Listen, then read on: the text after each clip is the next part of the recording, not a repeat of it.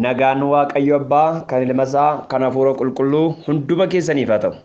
Jaallatamoo obboloota koo hafuuraa akkam jirtu nagaa keessanii? Kiristoos inni nagaa keenya ta'e galanni bara baraan isaaf haa ta'u. Waaqayyo Abbaan keenya Abbaan Gooftaa keenya Yesuus Kiristoos karaa hundumaan nu gargaareera. Abbaan keenya gargaarsa guddaa nuu ta'e dhadhaabbata irkoo nuuf ta'etu nu gargaare. Kanaaf galanni isaaf bara baraan haa ta'u. Baay'ee Waaqayyoon galateeffadha, baay'ee Waaqayyoon jajadha. Kanaaf jajuuf galanni hundinuu isaaf bara baraan haa ta'u. Waa'ee koof waa'ee keessaniif baay'ee Waaqayyoon nan galateeffadha. Obboloonni waldaa Yesuus hundaa danda'aa keessaa baay'een keessan nagaatti eegamuun keessan anaan Waaqayyoon na galateeffachiisa. As keessaa namni dhukkuba hamaan qabame reenfisaa biyya galee jira hin jiru. Galanni Waaqayyoof hin mala. As keessa namni dhukkuba hamaan qabamee opereeshinii ta'ee hospitaala ciisu guluukoosiin irra kan jiru jira hin jiru. Kanaaf immoo maqaan Waaqayyoo bara baraan haa ulfaatu. Isin keessaa waldaa kana keessa obboloota koo keessaa isin keessaa namni hojii malee ari'amee fooqirraan kan darbatame jira hin jiru. Ulfinni guddaan maqaa isaatiif haa ta'u. Waaqayyo Gooftaan keenya nu eeguudhaan nu gargaaruudhaan orma diina keenya orma fira nuu taasise. Hallelujah. Waaqayyo mee isinii wajjin jira taanan diina fira isinii godha. Akka baabilikaalii akka macaafa qulqulluutti yoo laalle Araboota jechuun sanyii Ishmaa'eeli. Ishmaa'eel jechuun immoo diina nama kakuuti. Namni kakuu eenyu jettan Yisihaaq. Qe'ee tokko keessatti dhalatan dogoggoraan dhalate. Dogoggoraan gaafa dhalatu Waaqayyoon ajjeefne siinis saba tokko si taasisa jedheen. Billaa keetiin jiraatta jedheen. Adamsitee jiraatta jedheen. Akka harree diidaa adamsitee jiraatta jedheen. Bara isaa guutuu adamso sanyii Ishmaa'eeli Araboota jechuun. Qomoon Araboota yoo laalta seenaa yoo dubbiftan Ishmaa'eel irraa maddan. Ishmaa'eel irraa maddan. Karaa dogoggoraa kan argame diina saba kakuu diina warra kakuuti isaan qomoon isaanii dudduubi isaanii jechuudha.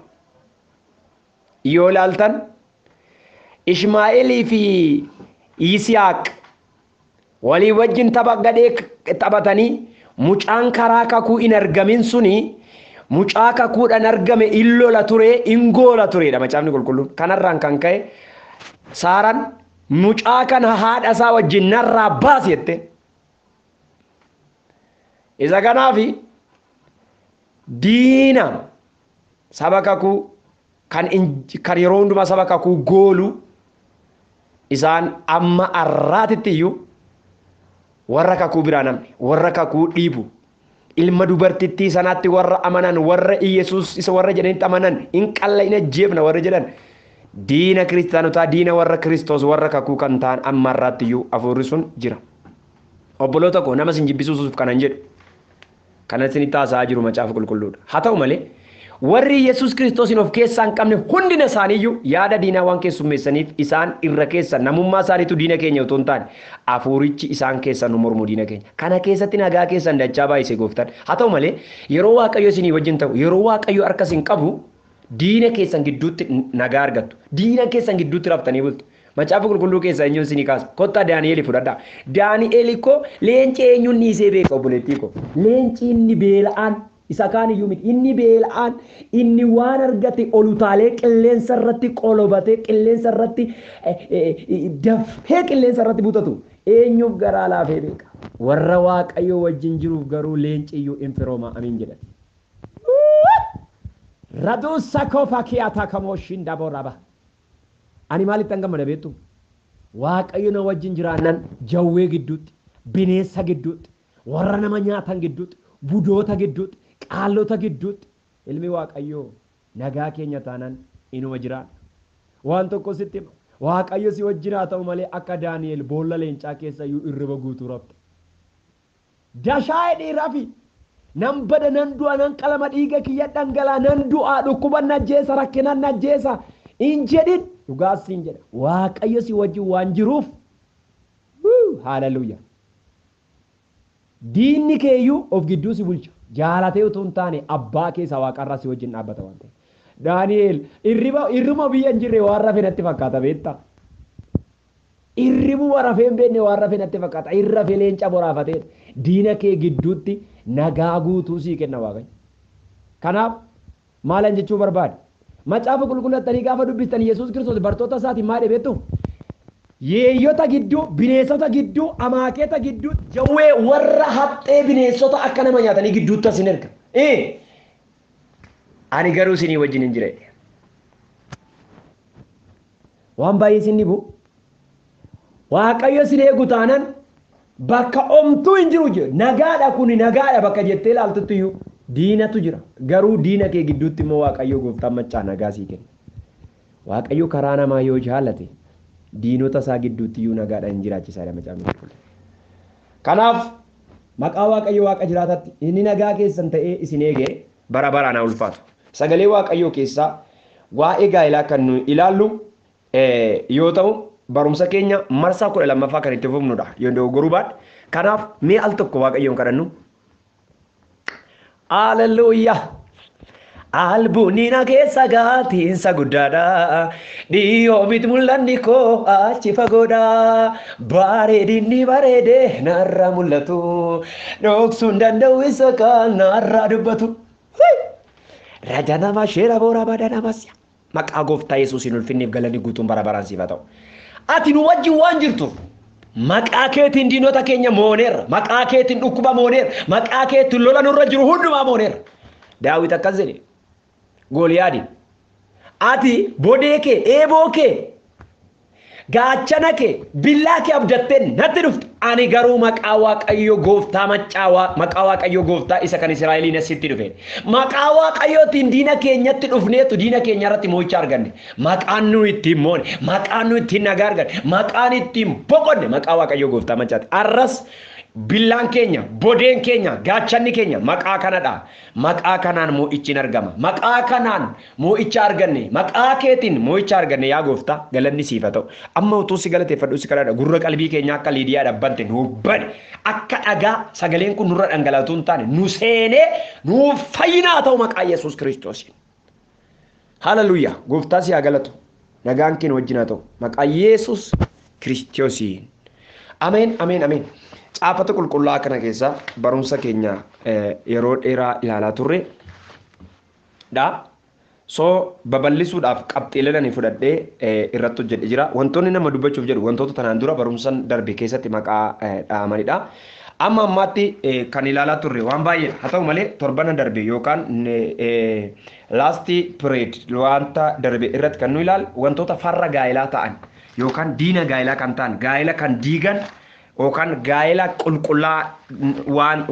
qulqullaa waan diigu farra gaa'ela qulqullaati kan nu ilaalaa turre waan baay'ee ilaalleerra isa irra deebi'ee yeroo keenya fayyadamuudhaaf ittiin deebi'u already recordii waan ta'eef barreeffama ta'ee ganaa dabtara garagalchuu isin hin gaafatu waan darbes dhaggeeffachaa barumsa kana duukaa akka isin buutan jaalala Waaqayyootiin isin gaafadha. Ilaa har'a kan nu ilaalu gosoota gaa'elaa kan jedhu ilaalla. Gosoota gaa'elaa kana maqaa dhoofne malee hin ibsine. Har'a garuu ibseen isinitti hima. Gosi gaa'elaa waan baay'ee jira. Gaa'elli gosa kan hin qabne gos tokkee ture. Gosa hin qabu ture gaa'elli. Zabaayii baay'ee akka macaafa qulqulluutti gaa'elli gos tokkee ture. Gosa hin qabu ture. Addunyaa keenya irraa keessatti garuu gaa'elli gosa akka godhate kan godhe akkaataa qabannaa namaa ture. Sababii isaa Waaqayyo nama tokkoof durba tokko tolche malee lama yookaan sadii hin tolchineef. Lama yookaan sadii hin tolchineef. Addaam keessaa yeroo tokko cinaacha isaa keessaa nama tokko fuudhee isuma keessaa fuudhee isaaf kennee isa jechuun isuma jechuudha. Kanaaf isaan diina walii miti. Nama tokko malee baay'isee cinaacha isaa mirgaa keessaa takka mataa keessaa takka harka keessaa takka miila keessaa hin funaanne. Takkuma lafee tokko malee akkana jechuun namni haadha manaa lama sadii hin fuudhe jedhu Waaqayyo si'a meeqa lafee koo fuudhee akkas taanaan namichi boroboramee dhume jechuudha. Si'uma tokko lafee dhiiraa keessaa lakkoofsaan kan hir'uun jira isa isinitti himu gaafa yookaan warri heerumtan abbaa manaa keessanii ilaala warri immoo gana heerumtan immoo gaafa sun hir'uun jira. namummaan bakkee gadhattanii gaafa laaltan lafee irruun dhiira keessa jira cinaacha isaa keessa. Bitaadhaa mirgaa garamii isinitti ni musa.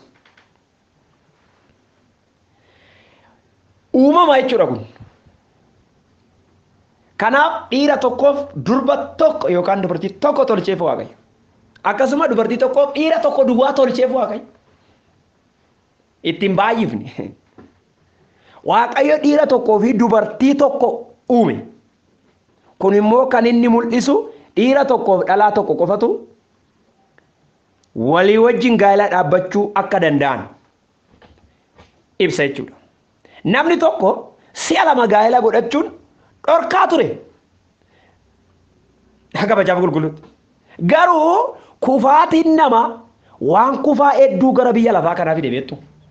Kufaatiin namaa dhaggeeffadha. Kufaatiin namaa waan kufaa hedduu gara biyya lafaa kanatti fidee oomishe. Namni kufaan yeroo hundumaa yaada kufaa dhiyeessa. Namni moo'amaan yeroo hundumaa yaada moo'amaa dhiyeessa. Namni kufaan. Nama kufaa bira dhaabbatina tu kiristaana kufee sirraa qabu waan kufaa haasaa waan ta'eef. Namoonni kufanii yaada kufaa kana fidanii lafa qabachiisan. Namni yaada kufe sanaan immoo haadha manaa baay'ee fuudhuu jalqabe jechuudha. Yaada kufaadhaan haadha manaa baay'ee fuudhuu jalqabe. Kun egaa kennaa Waaqayyoo utuu hin taane bu'aa yaada kufee sanaa ture. Kanaaf har'a addunyaa keenya kana irratti gaa'elli nyaata bifa adda addaatiin qophaa'ee fakkaachaa jira biyya keenya keessa. Nyaata bifa adda addaa yookaan gosa adda addaatiin qophaa'ee fakkaachaa jira. Gaa'elli bifa tokko qaba ture kun har'a gosa hedduu ta'ee akkaataa garaagaraatiin namoota garaagaraa biratti beekamaa jira. Gosoota gaa'elaa baay'inaan namoota biratti mul'atanii muraasa isaanii haa ilaallu. Kan dura akka kaafne gaa'ela kontiraataa ilaala tokko farratti. Gaa'elli kontiraataa maal akka ta'e xiqqoo tokko tuqeen ture yeroo darbe. Gosi gaa'ela kana addunyaa biyya lafaa irratti, addunyaa kana irratti, addunyaa keenya irratti qofaa utuu hin taane addunyaa kiristaanaa keessa illee jira. Gosi gaa'ela kana addunyaa biyya lafaa irratti qofa utuu hin taane addunyaa kiristaanummaa keessatti iyyuu mul'achaa bal'achaa otoo deemu argina. Addunyaa kiristaanotaa addunyaa biyya lafaa jechuun addunyaa kiristaanotaa jechuun macaafa qulqulluu keessatti dirreen kiristaanotaa fi dirree warri biyya lafaa gargari. Gosi gaa'ela kana baay'ee rakkisaadha. Gaa'ela akka hin jenneefi yeroo barbaadanitti gargar kutu. Gaa'ela miti akka hin jenneefi walii wajjin jiraatu. Kanaafuu gosti gaa'ela kanaa du'aa utuu hin awwaalamin mana keessaa ajaa'udha. Sirrii miti jechuudha. Fooliin isaan tolu obbo. Wanti yaada Waaqayyoon alaa hundumtuu du'aadha. Reeffa wanti yaada Waaqayyoon alaa. Wanti yaada Waaqayyoo keessaa, dubbii yaada Waaqayyoo keessaa, jireenyi waa yaada Waaqayyoo keessaa, marii yaada Waaqayyoo keessaa, duddubii deddeebii yaada Waaqayyoo keessaa immoo jiraataadha. Foolii jiraatu qaba. Du'aa yeroo hundumaa fooliin isaan tolu. Waan Waaqayyoo jibbee jiraachisuun dheekkamsa Waaqayyoo harkisuudha. Kanaafuu gaa'elli kontiraataa kun gaa'ela utuu hin taane ejja daangaa hin qabne jedhama. Namoonni ejja daangaa hin qabne ejjaa jiranirra baay'eedha. Ejji daangaa qaba. Dhaqanii ejjanii galuun jira. Ittuma fufanii ejjuun jiru. Ejja daangaa hin qabne jedhee moggaaseef. Gaa'ela gosa gaa'elaa har'a addunyaa keenya irra jiru keessaa tokko kun gaa'ela kontiraataati. Lammaffaa gaa'ela faayidaa. Badambisuun gaa'ela faayidaa. Kun immoo isa sana irraa adda kan ta'e qabeenya irratti bu'uureffamee kan ijaaramudha. Qabeenya inni qabuuf jecha jaalala dhugaa utuu hin taane jaalala qabeenyaatiin harkifamtee kan gaa'ela dhaabbattu jechuudha. Yookaan kan gaa'ela dhaabbatu jechuudha. Maaliin harkifame? Jaalalaan utuu hin taane, kadhannaadhaan utuu hin taane, yaada Waaqayyoof jaalala Waaqayyootiin utuu hin taane birriidhaan harkifamtee yookaan harkifame. Walii isaaniitiif yeroo kan hin qabne qabeenya duwwaadhaaf kan iddoo kennu. Walii isaanii dhimma walii isaanii qaban. Ijoon wixineen ka'umsi isaan gidduudha. Tuqaa guddaan isaan gidduu maalidha? Birriidha. Walii isaanii gidduutti ibidda bobeessu yeroo hundumaa. Seexana keessummeessaa wal gubaa jiraatu yeroo hundumaa. Isaan gidduutti yeroo hundumaa kanatu ta'a. Gaa'elli kun hanga faayidaan yookiis qabeenyi jiru qofatti tura. Gaafa birriin dhumu jaalalli isaanis dhumeera. Nagaan isaanis dhumeera. Waliigaltee isaanis dhumeera. Abeet. Waaqayyo gooftaan machaan waa gargaaru. Gaa'ela jaalala fixe jechuun gaa'ela birri irratti hundaa'edha. Jaalalli dhumu maaddii xaafii mana keessaa dhuma. Timaatimii shunkurtii dinnicha mana keessaa dhuma malee jaalalli gaa'elaa yeroo hundumaa oo'aa. Namni tokko anaaf haadha manaa kootitu kiyyaa waliin jedha. Tarii isin kana dhageessanii beektan fageenya irratti waan ta'eef. Utuma gaa'elaan godhatiin maqaa kana still ishiinis didhaanaan jettee hin beektu. Maqaa ishii nama birattuu na sheema dasa haayilenji maaliif akka ta'e hin beeku. Yeroo tokko interviewuu nu godhaniiru iddoo ta'etti nu waamanii maaliif akkamitti maqaa kana walii waamtanii baaftanii jedhanii. So utuma gaa'elaan godhatiin maqaa kana ani kiyyaan jedhanii ishiin kiyyaatti. Kanaaf akkaataan yeroo cidha keenya bariitii jalqabee namoonni nurratti argan oo'a jaalalaa oo'a gaa'elaa aakshiniiwwan jaalalli gidduutti mul'atu mana keenya dhufanii akkaataan nu ittiin walii keenyaaf kabaja walii keenyaaf jaalalaa qabnu namoonni yeroo argan baay'ee dinqisiifatu. Dhugaa dubbachuu fi baay'ee waaqayyoon galateeffadha isa kanaaf.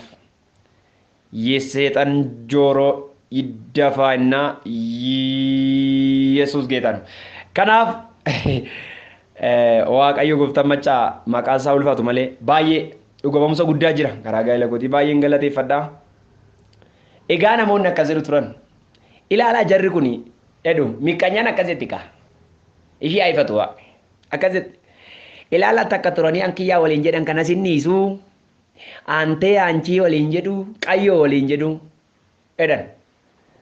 Har'a nu waggaa 5ffaa keenya ayyaaneffanneerra. Amma har'aatti qayyoos hin jenne aanchis waliin hin jenne intinaas intiniis waliin hin jenne. Kanaaf wanti yeroo sana ture wanti yeroo nuyi mushurrummaa keenyaa ture istiil amma iddoo isaa jira. Wanti yeroo sana mushurrummaadhaan goonu jaalala oo'aa walitti dhufnu sanaan goonu wanti tokko iddoo isaati kan hafe hin jiru. Idduma sana jira. Wanti gabbu'aa deeme hin jiru. Namoonni sun amma har'aa nu ilaalu. Nu maqaadhaanis deebinee waliin waamne maqaadhaan waliin waamne maqaadhaan wal waamuun birqii ta'e miti. Garuu kabaja jaalala keessa haati manaa Abiraam Saaraan eenyu jettiin turteedha. Abiraamin gooftaa koo ittiin turteedha. Gooftaa jechuun waaqayyo jechuu ishiiti. No kabaja abbaa manaa ishiiti. Har'akkoo durii abbaa manaatiin akkas abboonni keenya yookaan haati keenya akkas jettiin. Isin jettiin. Isin jetti. Yoommoo baay'ee immoo intinatti abbaa abaloo itti yoo ijoolleen jiraate. Kanaan achi akka har'aa abalishiyee qayyoo intinee minaamin illam baay'ee kabaju. Macaafa qulqulluun illee kanuma jedha kan inni jedhu. Sini galee har'aa gaa'elli mataatu miilla ta'eetu miilli mataa ta'e sirna gaa'elaa keessatti. Gaa'elli diigamaa waldaa sin diiga. Gaa'elli diigamnaa namni gaa'ela diigesu waldaadhaafis inni diigamsa. Kanaaf gaafa birriin dhabamee beeka. Waan ittiin bishaan waraabbannu birrii 2 dhabnee beekna. Waan baay'ee nama dubbistusi. Waan ittiin daabboo bitanu dhabnee beekna bishaan dhunnee. Garuu jaalalli keenya achuma. Garuu jaalalli keenya idduma sana jira. Hin jijjiiramne. Ilaa birriidha walitti hin dhufne. Qabeenya walitti hin dhufne. Waan garaagaraa sababa garaagaraatiin miti. Jaalala Waaqayyooti, dubbii Waaqayyooti, qajeelfama Waaqayyooti. Waan tokko isinitti hima kan koo isinitti dubbachuu tarii.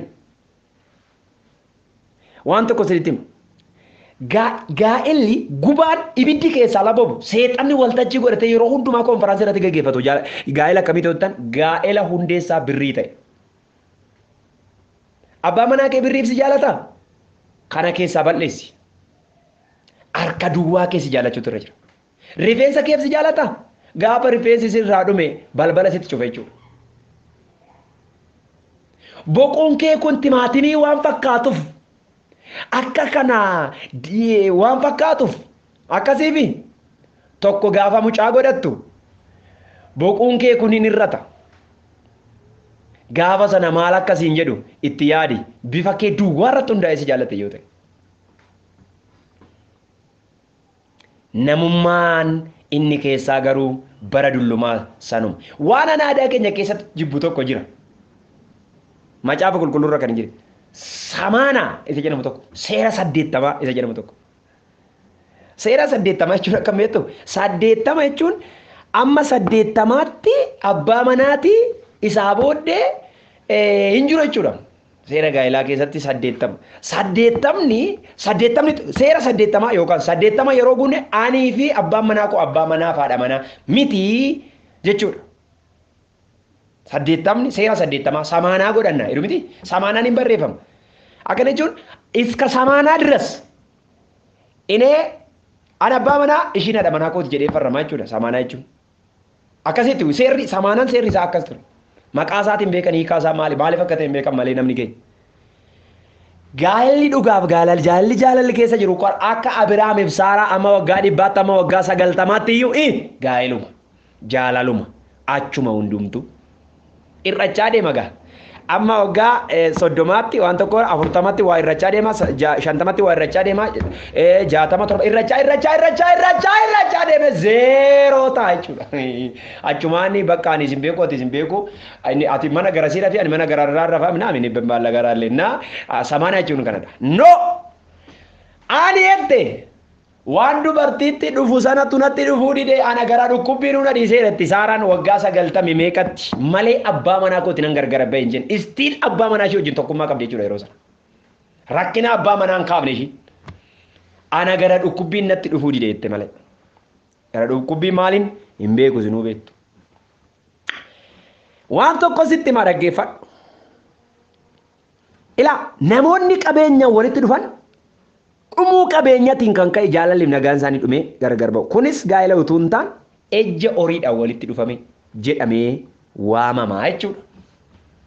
Sadaffaa gosa gaa'elaa keessaa sadaffaa gaa'ela fedhii foonii irratti hundaa'u. Sirriitti dhaggeeffadha. Gaa'elli fedhii foonii irratti hundaa'u kun immoo inni immoo waanuma ibidda wayiiti aante. Akkuma ibiddaa guba la'anii riifachiisaa watte akka namaa duuban eeboo fudhatee nama reeboo itti ariifatu. Maaliif fedha fooniiti. Fedhi foonii kun ibidda. Fire age jedhameti ree sadarkaan itti suni fire age sadarkaa ibiddaati. Fedha fooniitiin gaafa gubatan fedhi foonii kun gaafa boqonnaa isaan dhoowwe seexanni karaa fooniiti yeroo hundumaa kan inni dhala namaa kuffisu. Foon kana malee dooniyyaa nuyi uffannu kanadha fedha Waaqayyoo kan nu gachiisise. Yaada Waaqayyoo dhala kan nu baase. Abboommii Waaqayyoo jalqaba kan nu gachiise. Arras abboommii Waaqayyoo kan nu cabsisu. Seera Waaqayyoo dhala kan nu jiraachisu. Foon nuyi uffannee jirru kun diina seexana isa amaa isa ifannee iyyee nurraan baanedha. So isa Phaawulos maal ciniineen Waaqayyoo bulchaedha. Gadi ciniinee. Waaqayyo nu gargaaru. Kanaaf gaa'elli inni sadaffaan gaa'ela fedha foonii irratti kuni gaa'elli kun immoo kan inni xiyyeeffatu fedha foonii qofa waan ta'eef lubbuu hin qabaatu. Fedha foonii xiyyeeffannaa isaanii jireenya waliin miti waa'ee gaa'elaan beeka amma koo gaafa laaltan kottaame gara baadiyyaa deema gara iddoo tokko deema shamarran xinnuma harmitti guttunnaan bakka barumsi hin jiru waa'een jireenyaa hin jiru haadhaaf abbaaf abboomamuun hin jiru balaan buusetti bakka ilma abbaa baluu minaan sammuun bakka tin reefum reefum fedha foonii gaa'elatti mul'ata bakka barumsa jibbisiise jireenya jibbisiise adhaaf abbaa qe'ee abbaa dhabaa heeyyamete bakka fedha fooniiti jireenyi fuula duraa maal fakkaata kanaa booddee maaltu jira neekisti kanatti taane mucichaa wajjin wal bira ga'ee isaa booddee akkamitti jiraatamu biyya keenya keessatti maaltu fokkisaa ta'e beektu sargiinii fi gaa'elli gargari sargiini gaabichaa innaa sarg illa yaayyan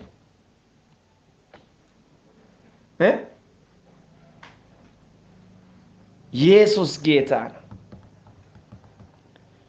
ጋኤሊ ሰርጊ ጋፋሲ ሚቲ ነምኒ ሲርባ ጋፋሲ ፋርፈና ጋፋሲ ኢሊሌ ጋፋሲ ፈርዳ ጋፋሲ መኪና ጋፋሲ ቬሎ ጋፋሲ እንትና ጋፋሲ ፈርሶ ጋፋሲ ከረሰሙን ተማየ ሂኒሪ በተበቅ ጉያ ሰነ fuuldura isaa dura kaameraa kaase inni yuuko qophii isaa sa'aatii awarra fudhiin ittiin jedhaga qophii isaa iyyuu amma sa'aatii jaatti manuma keessa suufii uffata ishiin achumaa veelloo harkifte yookaan uffata kana harkifti sa'aatii ja'a hanga sa'aatii 12 booddee amma 12tti waca jira ja'a hanga 12 waca minaamini dhaqanii fuudhanii galuu minaamini sirba baay'ee jira 12 booddee warri wacaa boodee hin gala lamaan isaaniitu marattaba isa galgala sana gammachuu galgala ganama sana jalqabee wanti jiru immoo jiraachuu fidi sukkaara fidi intana fidi akkamitti jiraanna taabineessa maneessa maaloneessa intana gaaffiin isaa booddee dhufa sammuun namoota tokko fedha gaa'elaa fedha foonii isa galgala tokko isa daqiiqaa muraasatirra waan jiruuf gaa'elli immoo kana miti firoo tokko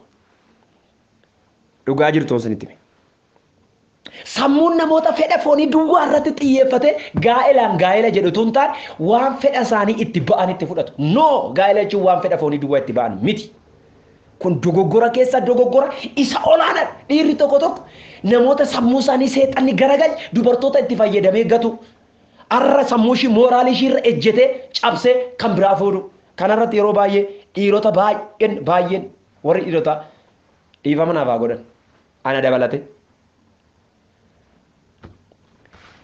dhiirri nama tokko wajjin yookaan durba tokko gaa'elaan gowwoomse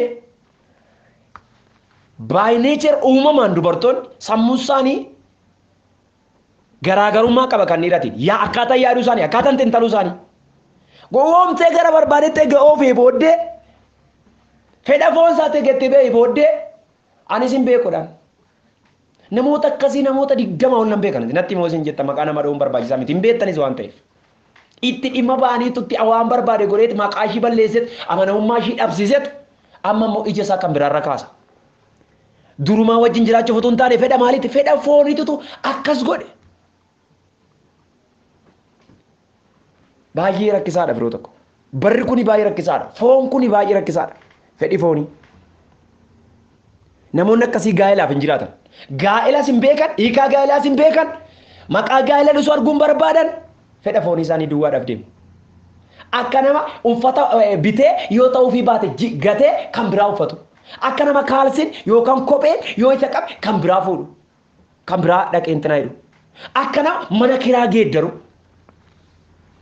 baay'ee dogoggora guddaadha kun akka nama nyaata tokko dhaqee qammasee ilaalee alakkii kana miti kan biraa nyaadha jedhee akkas godhu nyaata gosa deemee irra qammasanii ilaalan kuno waa qammasanii ilaalu miti yeroo waa dhaqan qammasanii ilaalu kun hin mi'aa kun hin mi'aawu abeet otuma qammasee ilaalu marziiti ta'a tokko hin ajjiisa dhumar warra akkasiiti maaliif ishii haifatu waaqay warra fedhi foonii isaan maraachee sammuu keessaa fuudhee gaa'ela ulfina dhoowwan waaqayyo sammuutti isaan adeebisuun jedhaan ergaa kanan qabaaf qotaga namoonni wal fuudhan sun jalqabaa hanga dhumaatti fedha foon isaanii raawwachuu malee waan gaa'ela tokko barbaachisu waan tokkoyyuu kan of keessaa hin qabnedha kanaafu fedhi foon isaanii raawwatanii yeroo quufan wanti gaa'ela sana jiraachisu waan hin jirreef gaa'elli kun qoraattii rakkinaatiin hudhamee du'a hidda gadi fagoo waan hin qabneef immoo goguu isa baddu baasaa goga kunis gaa'ela utuu hin taane ejja foonii jedhameetu waamama gosa gaa'elaa isa arfaffaa gaa'ela hamma du'aatti yookaan gaa'ela fiixaan ba'aa yookaan akka mata duree koo finished marriage isa jedhamudha. Gaa'elli kun gaa'ela sirrii fi qajeelaa gaa'ela ulfinni waaqayyoo keessatti mul'atu. Gaa'ela akka muka bishaan qarqaraa yeroo hundumaa lalisuu fi ija godhatu. Sababni isaa yoo du'a ta'e malee wanti gaa'ela kana diigu yookiin kuffisu hin jiraatu. Qaama tokko waan ta'eef garaagarummaan isaan gidduutti hin argamu. Yaada tokko yaadu, karaa tokko yaadu, marii tokko qabu, yaada tokko, qalbii tokko qabu. Kanaaf amma du'aatti gaa'elli kun jiraata. Kun gaa'ela ba'aa gaa'elli kun ba'aa gaa'ela keessa jiru hundumaa kan danda'e gaa'ela fiixaan ba'aa jechuun hin danda'amu. Gaa'elli kun lola hedduu yoo qabaate iyyuu gaa'ela moo'ataa. Kanaafuu namni tokko yeroodhuma gaa'ela dhaabbachuu yaada keessa galfatu gaa'elli tokko akka fedha waaqayyootti hanga du'aatti moo hanga rakkinaatti jedhee itti yaaduun baay'ee barbaachisaadha. Ani amma du'aatti moo amma rakkinaatti hanga gaa'ela kana godhadha. Amma rakkina keessaa ba'utu akka mana ijaarratu, amma namni na beekutti, amma beekamte argadhutti, namni tokko amma beeka. Waan baay'ee na naasofsiisina. Waaqayyo gooftaan maccaa gaa'ela ulfina isaaf ta'e biyya lafarratti hundeessu hin jiran. Gaa'elli badeera. Kanadha. Yaada gabbataadhaan yaaduun baay'ee murteessaadha. Gaa'elli kun gaa'ela sirrii, gaa'ela qajeeladha. Kanaaf gaa'ela waaqayyo foolii isaa biyya lafarratti arguu barbaadudha. Egaani yeroo ammaa kana gaa'elli jira jedhamu baay'een isaa keessi isaa raammoo nyaatu qaba. Keessi isaa akka muka hurtoo yookaan ololee nyaattee keessi isaa dhumaadha. Gaa'ela keessi fayyaa darbeetu jira. Gaa'elli keessi isaa fayyaa amanamummaa, walii amanamuudhaan, wal jaallachuudhaan, wal kabajuudhaan, waliif obsuudhaan baay'ee rakkisaadha. Baay'ee rakkisaadha. Waaqayyo gooftaan maccaa nu haa gargaaru. Gaa'elli ba'aa walii baachuudha. Harrakkoo gaa'ela ba'aa walii baatu. Amma fakkeenyaaf haati manaasaa utuu xiqquma ishii mataa bu'aafattee guyyaa lama dhukkubsatte fedha wajjin rakkadheedha. Ba'aanan hin baatiniif hin jiraadha. Hin baasa ofirraa. Rakkadhee wajjinedha. Maayee hospitaalaatti fixe akkas godheedha. Warra ishitti agaltu maa baay'ee jedha. Waan baay'ee dhagaa oola waan ta'eef. Isinii galee dubartoonni tokkos akkasuma. Abbaan manaa isaanii rakkina xiqqoo qabaatu hin danda'aniif. Waaqayyo nama lama kan walitti hirkiseef iyyuu ba'aa walii haa baataniif. An dadhabina hin qaba. Haadha manaa koo baata. Dadhabina ishii immoo natu baata. Kanaaf obboloota koo gosa gaa'elaa isaan kanatu jira. Mata duree isin hawwa guddaadhaan eeggattan mata dureen torban dhufu baran galgala gaa'elaa yookaan cidha gaa'elaa. Waa'ee galgala gaa'elaatti baran. Maal inni galgalli gaa'elaa? Isa jedhu walii wajjiniin yeroo gara biraa hin ilaalla. Guddaa akka isin kabajuuf sin jaaladhu. Baay'ee keessan beektu. Baay'ee isin kabaja, baay'ee isin jaaladhu. Qulqulloota ijoollee waaqayyoo geggeessitoota waldaa Yesuus hundaan addaa hundumti keessan kabajamaa afaa waaqayyo isin haa kabaju. Kadhannaaf, lallaba, barsiisaaf, gorsa gara biraatiin amma wal arginutti nagaadhaan naaf turaa, naaf tutturaa, naaf bubbula.